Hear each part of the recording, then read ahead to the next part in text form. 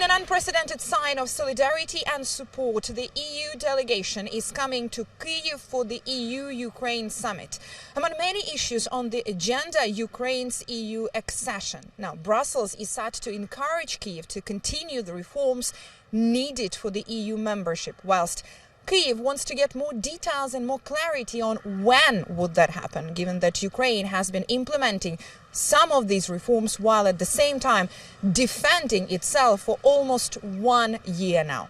The EU-Ukraine summit is all about both sides managing their expectations. This is the first meeting of the leaders since Ukraine has been granted the candidate status, says Ukraine's Deputy Prime Minister for European and Euro-Atlantic integration. Most of the discussions will be focused on the EU accession. Well, I think it's all very complicated because membership in European Union is a combination of accomplishments of the country, but also the political will of the leaders to take this decision. So it's like a very multi-layer process.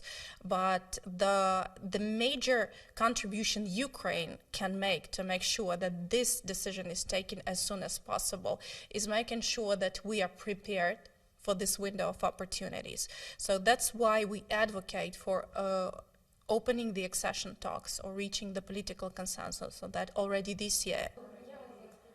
Ukrainian Prime Minister has set up a 2-year timetable for securing EU membership, but that doesn't just depend on Ukraine. We understand that within the European Union there are differences when it comes to the speed of our accession. And we understand that, that's something we recognize, and we're in the midst of having these negotiations. Whether it's realistic that we'll join in 2 years, I'm not going to be the judge making that statement. But look, when we look at the history of the European Union, the negotiation process can take years. Kyiv certainly hopes it won't take decades. Sasha Vakulina, Euronews from Kyiv.